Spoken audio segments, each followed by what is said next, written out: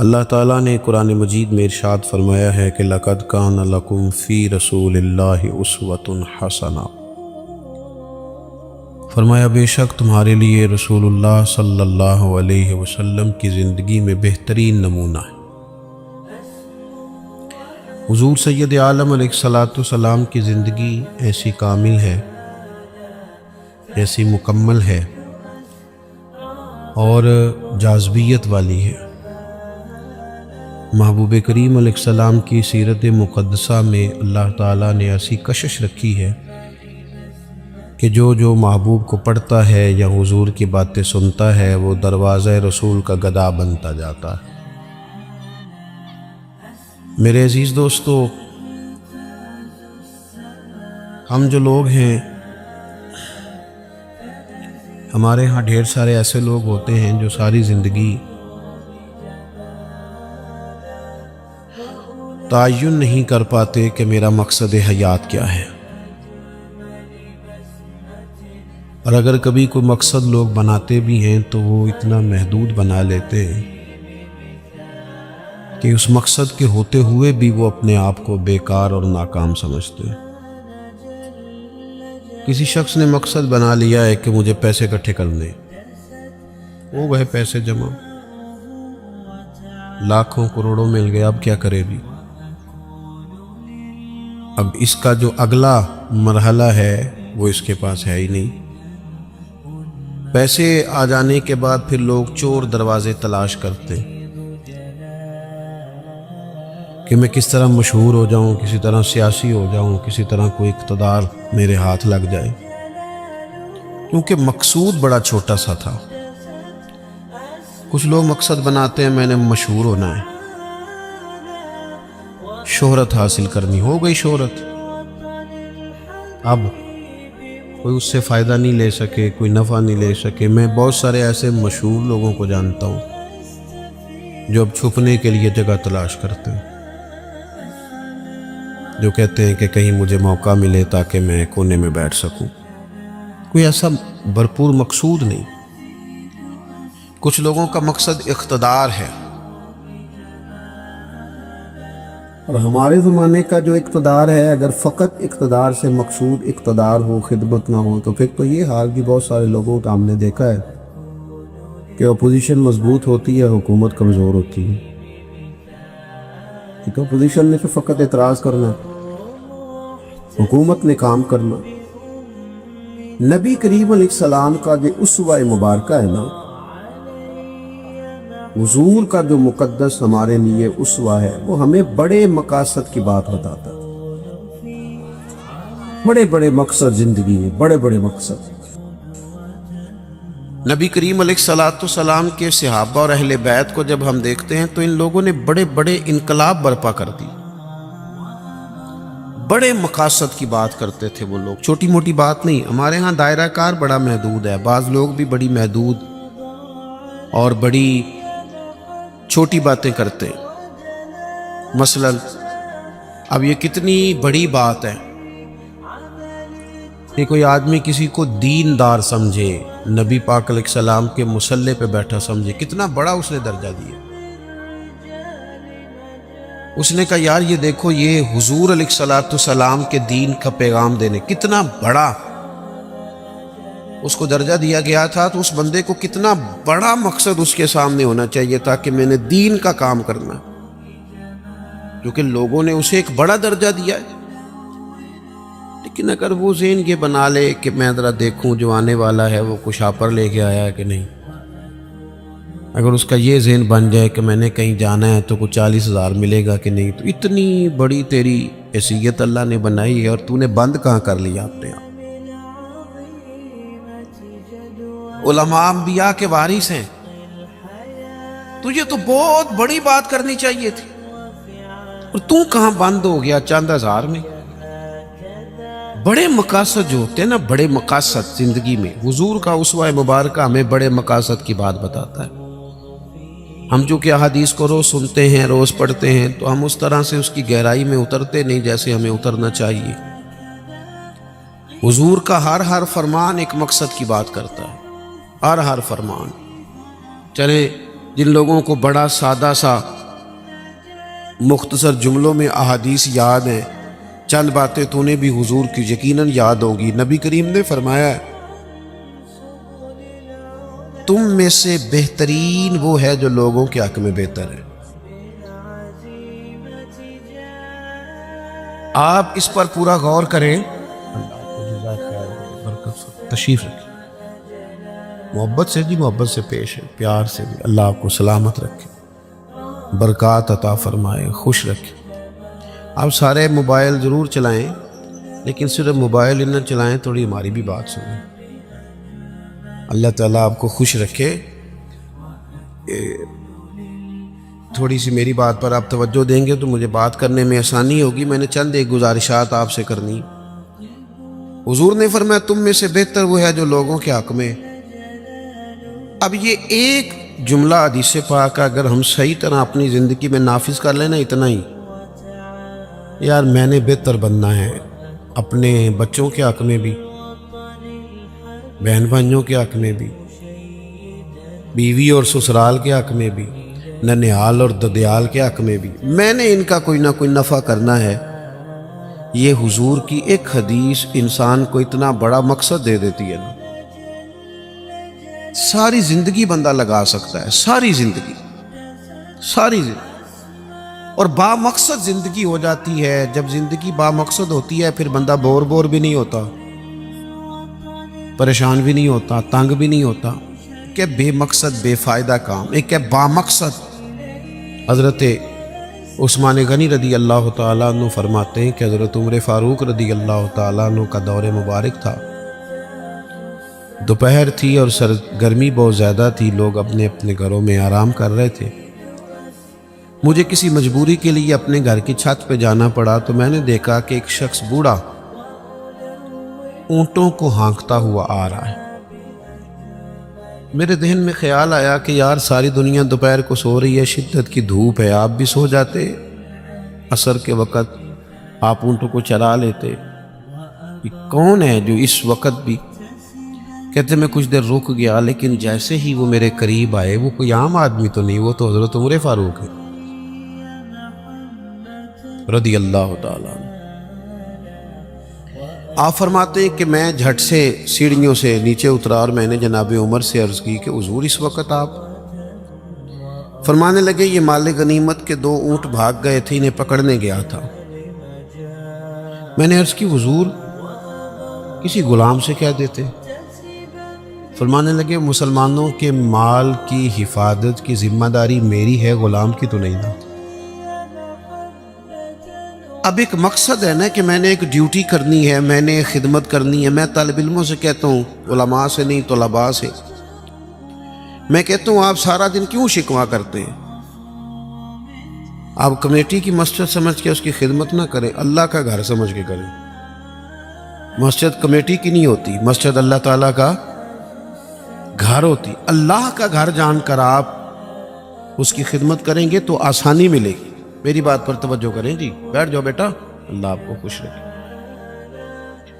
تو اپنی زندگی میں با مقصد کام جب ہم کرتے ہیں تو پھر تھوڑی سی سکون محسوس کرتے ہیں۔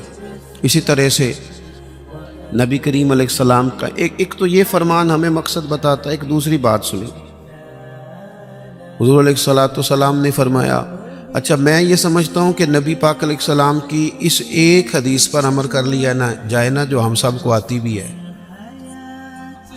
تو سارے ملک میں سکون ہو جائے، سارے گھروں میں قرار آ جائے، سارے خاندانوں میں خوبصورتی آ جائے۔ حضور علیہ السلام نے فرمایا تم میں سے کوئی اس وقت تک مومن نہیں ہو سکتا جب تک اپنے بھائی کے لیے بھی وہی پسند نہ کرے جو اپنے لیے پسند کرتا ہے۔ آتی ہے نا سب کو حدیث پاک؟ ہاں نہ تو کرو نا، چلو جس کو نہیں بھی آتی تھی اس نے ابھی سن تو لی ہے نا۔ حضور نے فرمایا تم میں سے کوئی اتنی دیر تک مومن ہو سکتا جب تک وہ جو اپنے لیے پسند کرتا ہے وہی اپنے بھائی کے لیے بھی، حدیث ہے نا، آپ نے سنی ہوئی ہے نا، ایسے ہی ہے، ایسا ہوتا بھی ہے کہ ہم جو اپنے لیے پسند کرتے ہیں وہی بھائی کے لیے بھی کرتے ہیں، ہوتا ہے ایسے۔ ہم پتہ کیا کرتے ہیں، دکان پہ کپڑے خریدنے جائیں نا تو کہتے ہیں یار کوئی کپڑے دکھا، سوٹ سلوانا ہے، تو 2-4 جوڑے خود لے لیے، پھر اسی انہوں آکیدہ ہے ان کو دین دوان والے بھی وکھا، وہ کڑے ہوندے نا جڑے پان والے نہیں ہوندے۔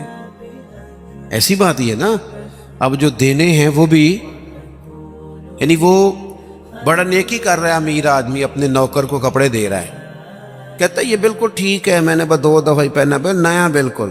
وہ بھائی نواں ہوندا تو نہیں سی دینا، بالکل ٹھیک ہوتا تو دیتا۔ ہم کیا کرتے ہیں، ہم ماحول اس طرح کا ہم نے بنا لیا ہے کہ اپنی ذات، اپنے بچے، اپنا گھر، اپنا ادارہ اس میں بند ہو جاتے۔ ایک سوچ جو امت کی سوچ ہے، جو قومی اور عالمی سوچ ہے، اس سوچ کے مطابق ہم کوئی کام نہیں کرتے جب تک کہ ہم حضور کے اس مقدس فرمان پر نہیں غور کرتے کہ جو میں نے اپنے لیے پسند کرنا ہے وہی اپنے۔ تو مجھے بتائیے، جب یہ سوچ ہوگی تو کوئی بندہ ملاوٹ والی چیز بیچے گا، غلط چیز سیل کرے گا، دنیا کو دھوکہ دے گا؟ لیکن ہم تو غور ہی نہیں کرتے، بس حدیث سن لی، معاملہ ختم ہو گیا۔ آپ دیکھیں، امام غزالی فرماتے ہیں نبی پاک علیہ الصلوۃ والسلام کے ساتھ حضور کے غلام تھے، ایک درخت پر محبوب نے اشارہ کیا کہ یہاں سے 2 مسواکیں اتاریے، سادی سی بات ہے نا، مسواکیں اتار لی گئیں، خادم اتار لایا، اس نے لا کے حضور کی بارگاہ میں پیش کی۔ ایک مسواک بالکل سیدھی تھی، ایک تھوڑی ٹیڑھی تھی۔ اب مسواک تھوڑی ٹیڑھی بھی ہو تو دانتوں پر چلنے سے انکار تو نہیں نہ کرتی، نہ کوئی دانت صاف کرنے میں کوئی حرج ہوتا ہے، تھوڑی سی ٹیڑھی تھی، ایک ذرا سیدھی تھی۔ تو نبی کریم علیہ السلام کی خدمت میں غلام نے دونوں پیش کر دی، تو محبوب نے ٹیڑھی مسواک رکھ لی اور سیدھی حضور نے غلام سے فرمایا کہ یہ آپ، آج کل تو یہ کام الا ماشاءاللہ مذہبی لوگ بھی نہیں کرتے۔ میں ایک جگہ دینی مدرسوں کے اہتمام کرنے والے جو لوگ تھے ان کی میٹنگ تھی، تو وہاں ایک صاحب نے بڑا تقویٰ بیان کیا، کہنے لگا میں نے کبھی مدرسے کی روٹی نہیں کھائی، حالانکہ مدرسے کا محتمم ہوں، میں نے نہیں کبھی چکھی، اتنا پرہیزگار ہوں۔ بعد میں میری باری آئی تو میں نے کہا جی میرا خیال ہے کہ آپ وہی روٹی کھایا کریں جو مدرسے میں پکتی ہے، آپ تقویٰ بدل دیں، آپ کو پتا تو بیچارے بچے کھاتے کیا ہیں۔ جو کچھ کمیٹی کے صدر کے گھر پکتا ہے اور جو محتمم کے گھر پکتا ہے، اسے غور کرنی چاہیے کہ طلباء کو بھی وہی دے رہا ہے، ان کے ساتھ بھی رویہ وہی ہے۔ کیوں نہیں ان چیزوں کو سمجھتے کہ ہمیں نبی پاک علیہ السلام نے کن مقاصد حیات سے آگاہ کیا؟ اللہ کے حبیب علیہ السلام نے فرمایا ٹیڑھی مسواک مجھے دے دو، اور اس کی حضور میرے ماں باپ قربان ہو، میری روح میری جان قربان ہو، آپ سیدھی رکھیں۔ حضور نے فرمایا نا بھئی، میں نے خود ہی تو امت کو قانون دیا ہے کہ مومن وہ ہے جو اپنے لیے پسند کرے وہی اپنے بھائی کے لیے بھی پسند کرے۔ اخلاقاً ایک بات اپنے دل سے پوچھیں، میں اپنے آپ سے پوچھوں، کیا ہمارا بہو کے بارے میں بھی وہی ذہن ہے جو بیٹی کے بارے میں؟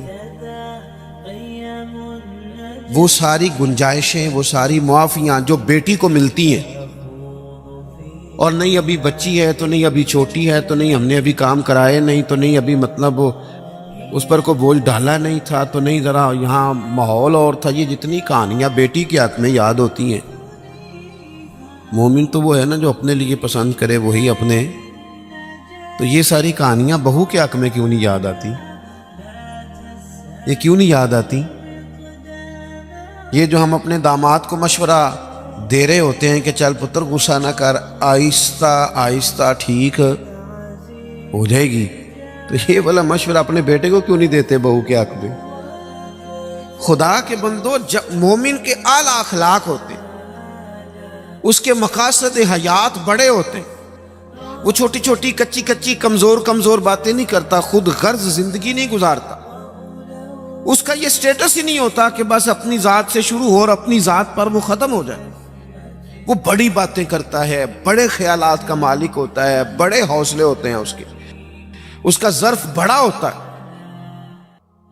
اس کی سوچ بڑی ہوتی ہے، اس کا مزاج بڑا ہوتا ہے.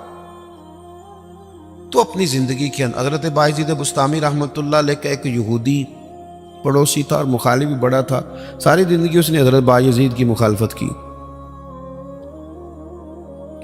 کچھ لوگوں کو پتہ ہوتا ہے کہ جس کی میں مخالفت کر رہا ہوں بندہ ٹھیک ہے، پر اندر کے حسد کا کیا کچھ نہیں جا سکتا. ساری زندگی حسد کرتے اس نے بھی کیا اور بڑی غلط باتیں پھیلائیں. اس سے کوئی غلطی ہو گئی، اس یہودی سے جو یہودیوں کا عالم تھا، اس سے کوئی غلطی ہو گئی.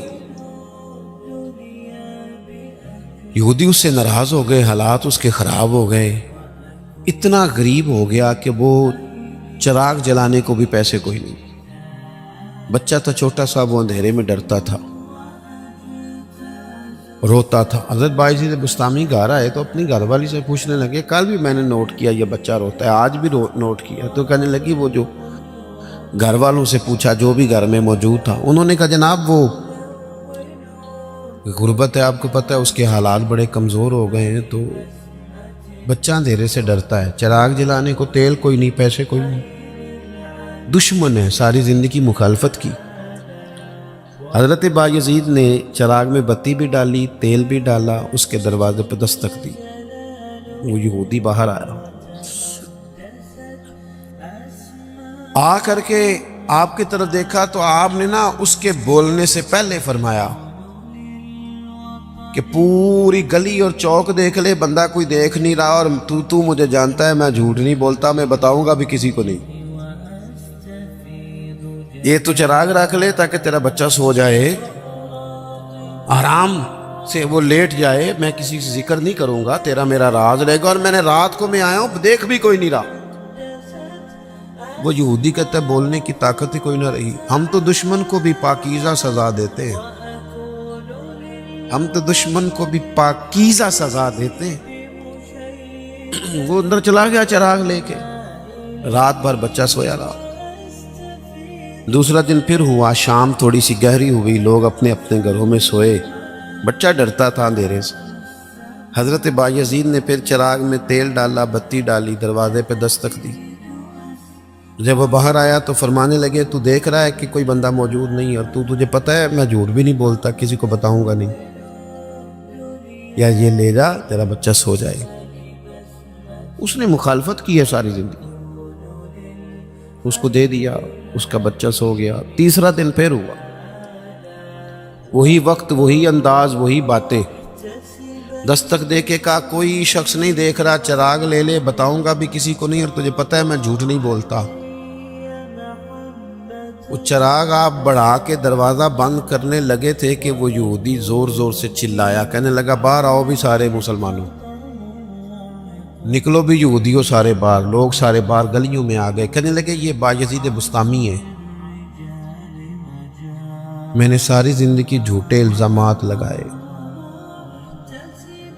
آج جب میری حالت یہ ہے کہ میرے اپنوں سے مجھے کوئی پوچھنے نہیں آتا، اس شخص سے میرے بچے کا رونا نہیں دیکھا گیا. یہ تڑپ گیا ہے کہ کسی کا بچہ کیوں روئے. یہ روز مجھے چراغ جلا کے دے جاتا ہے، گھر میں میرے روشنی ہو جاتی ہے، بچہ میرا سو جاتا ہے، پر میں ساری رات نہیں سوتا. میں آج تم سب کو گواہ بنا کے کہتا ہوں، جو میں نے ان کے بارے میں زندگی بھر کہا وہ سارا غلط تھا. اور یہ بھی تمہیں بتاتا ہوں کہ پہلے میں نے دین اسلام سنا تھا، 3 دن ہو گئے میں دین کو دیکھ رہا ہوں. پہلے سنا تھا، میں دیکھ رہا ہوں. کہنے لگا میں تم سب کو گواہ بنا کے کہتا ہوں کہ بایزید بھی سچے ہیں، بایزید کا دین بھی سچا ہے، اور جس رسول کا یہ کلمہ پڑھتے ہیں وہ رسول بھی سچے ہیں. اس نے کلمہ پڑھا اور مسلمان ہو گیا. ہمارا یہ حال ہے کہ سگا بھائی کہتا ہے کہ مجھے کارنر والا پلاٹ چاہیے، وہ پھر ساری باتیں یاد آ جاتی ہیں اس کو. کہتا ہے کارنر والا چاہیے چونکہ کام تو پہلا میں لگا سا، کمائی تو پہلے میں نے کی تھی، لہذا چھوٹا بھائی جو ہے وہ تو دیر سے آیا تھا تو اس کا تو حق ہی نہیں بنتا وہ پیچھے جائے. اور کارنر والا پلاٹ یہ زیادہ دیر نہیں لگے گی، 20-25 سال گزریں گے. اس طرح آپ والد کو پریشان کر رہے ہیں، اس طرح آپ کے بچے آپ کو کریں گے، خدا نہ کرے۔ وہ بھی کہیں گے ابا یہ کارنر والا میرا ہے، تو کدھر سے آ گیا؟ تو حضور نے ہمیں اعلیٰ مقاصد، اعلیٰ اخلاق، اعلیٰ کردار، بڑی باتیں کرنے کا۔ ہمارے پاس بڑی کہانیاں ہوتی ہیں پر ساری اپنے حق میں، بڑے دلائل ہوتے ہیں پر سارے اپنے حق میں، بڑی باتیں آتی ہیں پر ساری۔ ہمارے ایک بزرگ کہا کرتے تھے میں ایسے بیوقوفوں کو جانتا ہوں جو کوئی چیز بھی پھینکے نا تو اپنے گھر میں پھینکتے ہیں، حالانکہ بھولے بھلے بیوقوف اپنے گھر میں پھینکیں۔ تھوڑی سی نا خود غرضی کی چادر اتاری جائے، بڑی سوچیں پیدا کی جائیں، بڑے مقاصد پیدا کیے جائیں، تھوڑا سا نا بندہ کسی کے لیے بھی کبھی دعا کرے، کبھی اس کی آرزو ہو کہ کسی اور کے حق میں بھی وہ خیر کا جملہ کہے۔ حضرت مولا علی شیر خدا کرم اللہ تعالی وجہ الکریم، میں نے یہ دیکھا ہے کہ جو بندے جس کے بچے روز 4,000 کے برگر کھا جاتے ہیں نا، اس کا ملازم اگر کہہ دینا کہ جناب اس دفعہ نا میرے لیے کچھ مشکل آ گئی ہے، کو 5,000 ایڈوانس چاہیے، تو جس کے گھر میں روز بچے کھانا پکنے کے باوجود 4,000 کا فاسٹ فوڈ کھاتے ہیں، وہ ملازم سے کہہ رہا ہوتا ہے تو خرچے کیوں نہیں کٹ کردا؟ اپنی طاقت کے مطابق خرچ کر۔ دوسروں کو نصیحت کرنا آسان ہے، لیکن کیا مسئلہ ہے کہ ہم اپنے بچوں کے حق میں جتنی آسانیاں چاہتے ہیں وہ دوسروں کے بچے نہیں، دوسروں کی اولاد نہیں۔ دوسرے کے گھر میں روشنی ہوگی تو ہم کیا سمجھتے ہیں کہ دنیا سے روشنی کم ہو جائے گی؟ کبھی بھی نور بانٹنے سے نور کم نہیں ہوتا۔ ایک شمع سے ہزاروں دیے بھی جل جائیں تو پہلی والی کی روشنی میں کبھی کمی نہیں آتی۔ اس لیے چھوٹی سوچوں سے باہر نکلا جائے، بڑی مضبوط مستحکم یہ سوچیں زندگی میں پیدا کی جائیں۔ اگر ہم محدود زندگی گزاریں گے تو پھر ٹھیک ہے، اپنی ذات سے بات شروع ہوتی ہے، اپنی ذات پہ ختم ہو جاتی ہے۔ اور یہ اس ملک میں یہ باقاعدہ پرموٹ کی گئی ہیں چیزیں، پرموٹ۔ جب تک کوئی میرے ساتھ چل رہا ہے تب تک وہ بالکل ٹھیک ہے، اور جس دن میرے ساتھ نہیں اس دن کوئی نہیں سمجھ آ رہی آپ کو میری بات۔ ہمیں ساری دنیا کو بھی بدنام کرنا پڑے تو ہم نے ہر اس شخص پر الزام لگانا ہے جو میرے خلاف ہے۔ ایسا نہ کریں، آپ ان چیزوں سے تھوڑا باہر نکلیں۔ اور یہ سارے کام کرتے ہیں، کسی ایک کا نہیں مسئلہ، سب سیاسی، سماجی، فلاحی، الا ماشاءاللہ مذہبی۔ جو میرے ساتھ ہے وہ ٹھیک ہے، جو میرے ساتھ نہیں بندہ ہی ٹھیک نہیں، سرے سے بات ہی ختم ہو گئی۔ وہ خدا کے بندو، یہ دعویٰ صرف نبیوں کو سجتا ہے، صرف رسولوں کو سجتا ہے۔ باقی کوئی شخص یہ دعویٰ کرے تو دعویٰ اس کا 100% غلط۔ تو اپنی زندگی کے اندر ان باتوں پر ضرور غور کریں کہ اعلیٰ حضرت مولا علی شیر خدا کرم اللہ تعالی وجہ الکریم گھر سے نکلے، اپنے غلام سے کہنے لگے آج ذرا خریداری کرنے چلیں۔ بازار تشریف لے گئے، وہاں سے 2 سوٹ خریدے، ایک ذرا کم قیمت کا تھا، ایک ذرا زیادہ قیمت کا تھا۔ اب وہ خرید کے دونوں تھیلے میں ڈال لیے۔ آپ کا خادم کہتا ہے میں سمجھ گیا جو مہنگا ہے وہ آقا کا ہے اور جو سستا ہے وہ غلام کا ہے۔ کہتے لے کے واپس آئے، وہ چوک آ گیا، وہ جگہ آ گئی جہاں سے حضرت مولا علی نے اپنے کاشانہ نور پہ جانا تھا اور میں نے اپنے گھر جانا تھا۔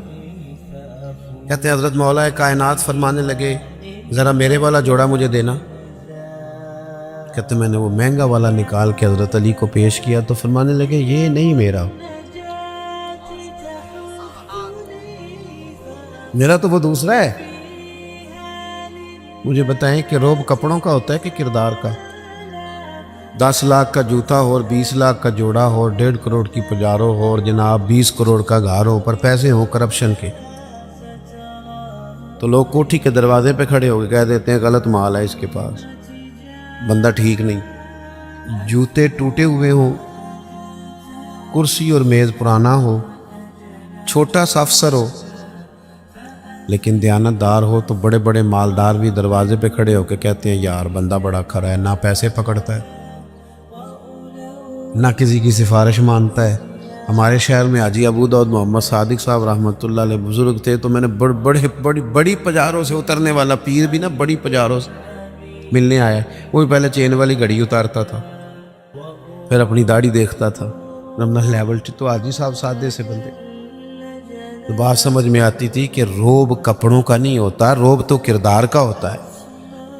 اگر کردار مضبوط ہے تو کپڑے سادے بھی ہوں تو گزارا ہو جاتا ہے، لیکن کردار کچھ بھی نہ ہو، لوگ پیسوں کے زور پر، دولت کے زور پر، مال کے زور پر، بلکہ بعض لوگ تو ایسے ہیں جو خوشامدیوں کے زور پر، اپنے دائیں بائیں ادھر ادھر جو ان کے وظیفہ خار، نمک خار، خوشامد پسند ہے، ان کے زور پر اپنے آپ کو منوانا چاہتے ہیں۔ کردار اصل ہے، کردار حسن ہے، کردار رعنائی ہے۔ آپ ہمیشہ تب بڑے ہوں گے جب آپ کے اخلاق میں، معاملات میں، لین دین میں صفائی ہوگی، پھر لوگ آپ کو بڑا جانیں گے۔ حضرت مولا علی شیر خدا کرم اللہ تعالی وجہہ الکریم، اس سے کہا یہ نہیں میرا تو دوسرا ہے، تو کہا ٹھیک ہے جناب دوسرا ہے، تو حضور آپ آقا ہیں، آپ کا کیسے دوسرا ہے، آپ کا تو یہ ہے۔ حضرت علی کہنے لگے نہیں وہ جو سستا، میری بات کی سمجھ آ رہی ہے آپ کو، وہ جو سستا جوڑا ہے نا وہ مجھے دو۔ تو اس نے نا ایک دلیل پیش کی آپ کے غلام نے، کہنے لگا حضور آپ نا مہنگے والا رکھیں، کیوں؟ آپ آقا ہیں اور میں سستا پہنتا ہوں کیونکہ میں غلام ہوں۔ تو حضرت علی کہنے لگے دلیل ہی قائم کرنی ہے نا تو میرے والی کر لے، تو مجھے سستا دے دینا کیونکہ میں بوڑھا ہوں، اور تو مہنگا پہن لے کیونکہ تو جوان ہے۔ اگر کسی دلیل کی بنیاد پر ہی لباس پہننا ہے تو چلو اس طرح کرو، یہ والی دلیل قائم کر لو کہ بوڑھوں پر سستا بھی چل جاتا ہے، اور جوانوں کے لیے ذرا کپڑے مہنگے ہوں، ذرا اچھے نئے اور ڈیزائنوں کے ہوں تو ذرا جوان خوش ہوتے ہیں۔ تو تھوڑے سے نا بڑا دل ہو، ذرا بڑا ظرف ہو، ذرا حوصلہ بڑا ہو، ذرا سوچ بڑی ہو، ذرا انسان کا معیار بڑا ہو۔